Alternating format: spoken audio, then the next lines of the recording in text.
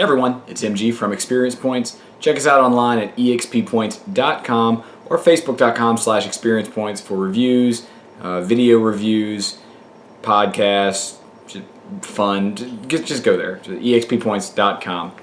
Today I'm going to be reviewing the new video camera that I got. It's a camcorder that a lot of Experience Points related and the Real Gill related stuff is going to be using to record. Hopefully it's going to get a little bit more production value into our productions.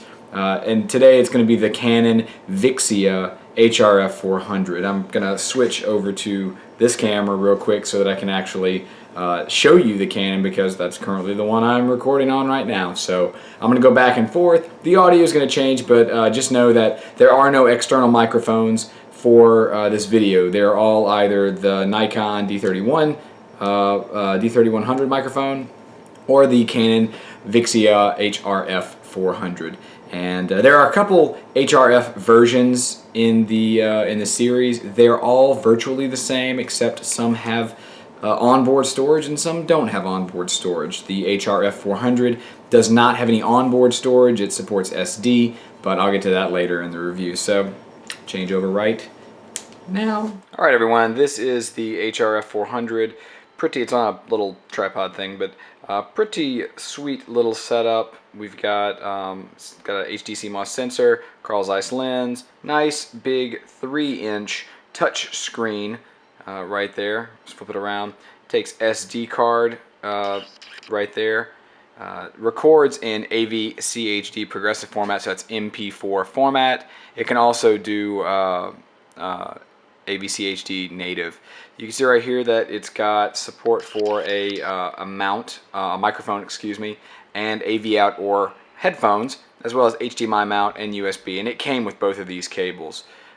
Likewise, nice big battery that sort of, I don't want to use the battery much because this is probably going to be on a tripod most of the time, which it does support normal tripod mounts, but the battery seems good.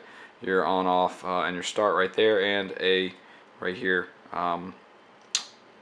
what do you call it, charging port right there. Ooh, focus. Anyway, let's switch back to the Canon.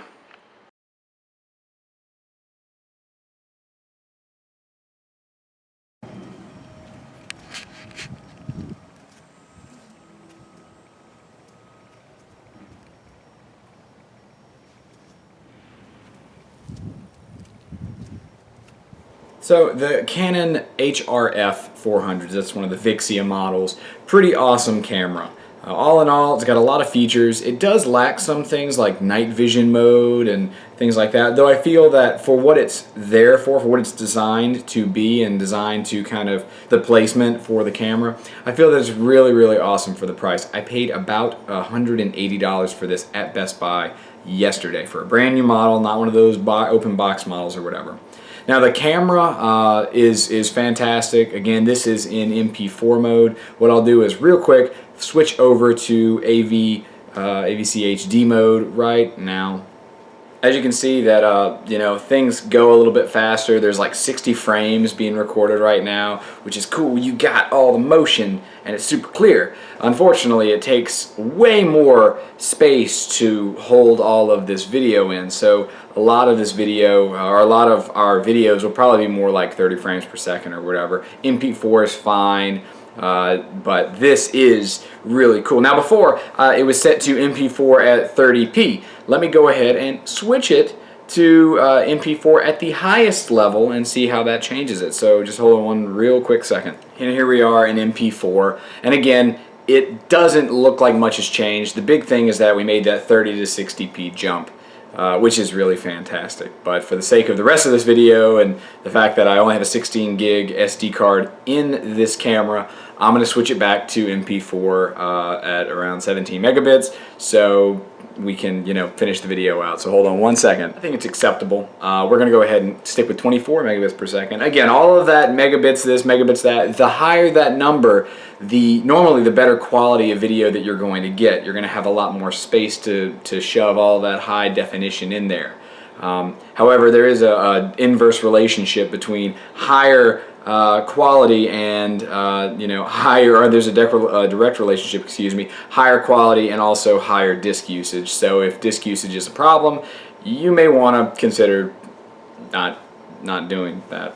Anyway, so this camera is really awesome. I haven't spoken much about the features in it because I haven't had a lot of time to play with all of the features, but they do have cinematic filters, they do have different scenes, they have something called baby mode, which I don't have any kids, but I imagine if I did, I'd want to enable baby mode, which takes timestamps and allows you to follow kind of a chronology of your child's growth, and that may be cool on a trip or something to kind of have a timeline of all of your actions on the ship.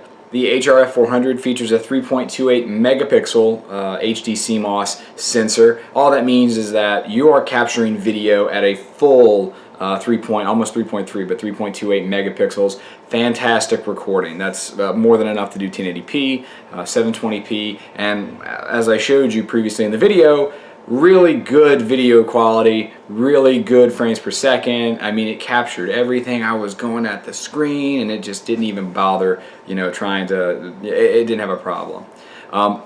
This does have 53 times advanced zoom. It's 32 normal optical zoom and then 53 advanced. So anyone that's ever had a point and shoot camera and you pull the thing and it zooms in, you can see that there's some point where your analog zoom, that means your physical lens that's expanding, and I can go ahead and kind of show you this. Imagine if this was the lens.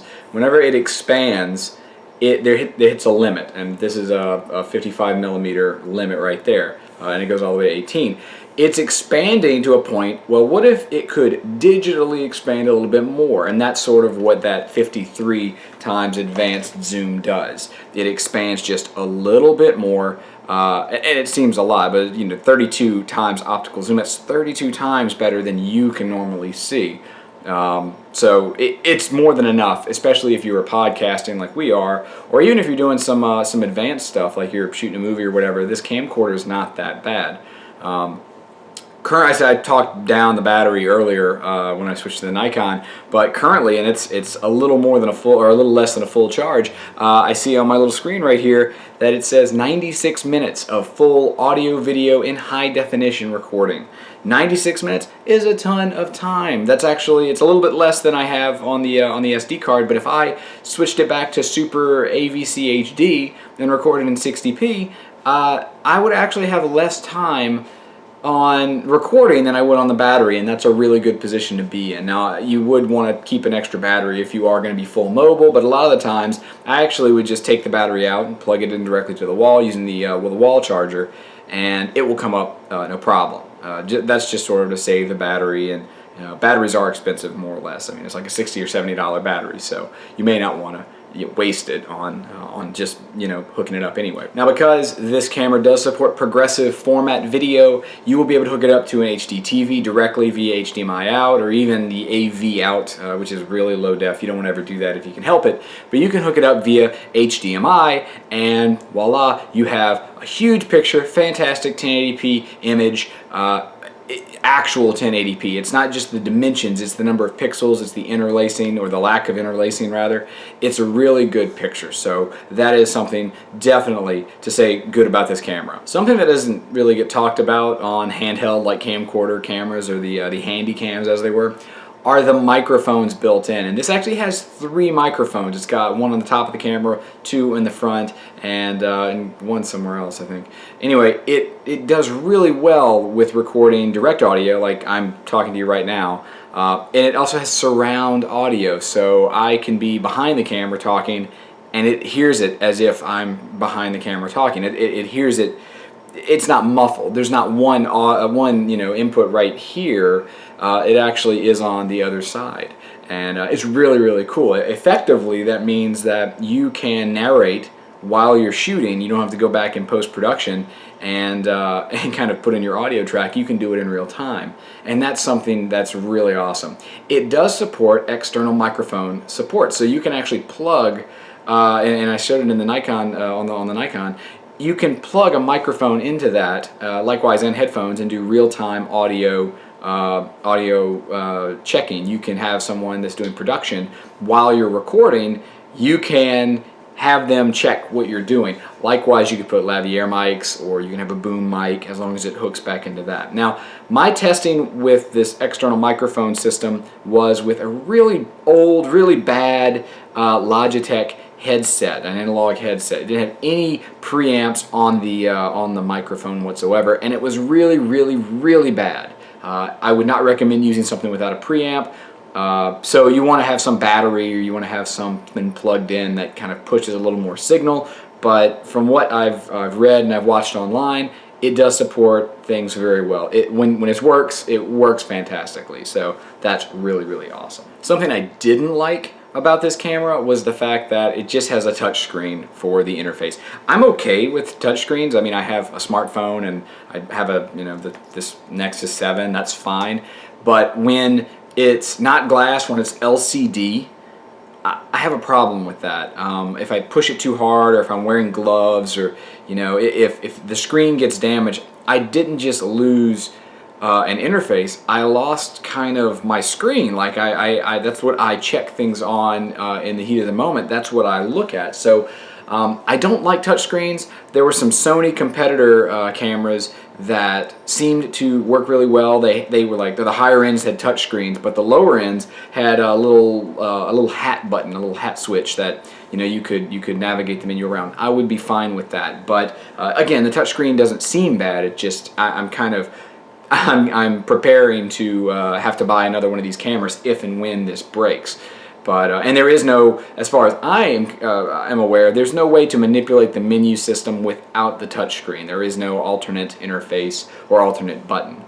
The only physical buttons on the machine or on the camera are the zoom buttons in the back, the start and record button towards the rear, the on-off button, which is sort of awkward because you could just flip and close the screen and it's off, or it's in power save mode or something. There is a play button that allows you to preview all of the media that you've recorded up until that point, and then of course there is the SD card slot. I currently have a 16 gig SD card in this right now, and it's a regular I guess SDHC 10.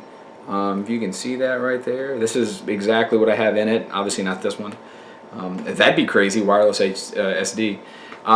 Now, I did say that Canon has a few other cameras that are very much like this. They have the R40 and the HFR 40 and the HFR 42, and they're very much like the HFR 400s, except they have onboard storage, and that's a big deal. Now, you can still put an SD card in them, but again, if you want onboard really quick storage, that's maybe something you want to look at. However, everything else is virtually the same. You get the same 53 times advanced zoom, 32 optical zoom.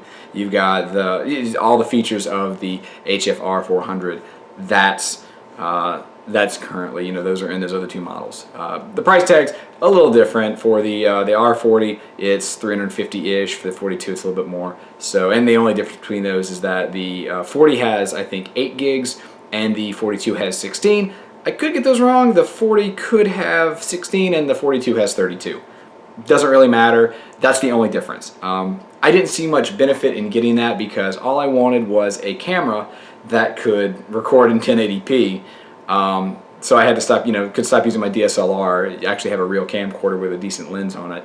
I don't care. $20 and you have a 32 gig SD card. So it's not really a big deal for me. But if you have any comments, concerns, questions, complaints, I'm big on complaints lately, go ahead and check the, subscribe, like, set the comments down below, and let me know what you think. Alternatively, please go to exppoints.com or experiencepoints.com facebook.com/experiencepoints to check out all that we have. We will be doing many more, and me especially. Red Bear has been doing fantastic work with his video reviews and his little video snippets.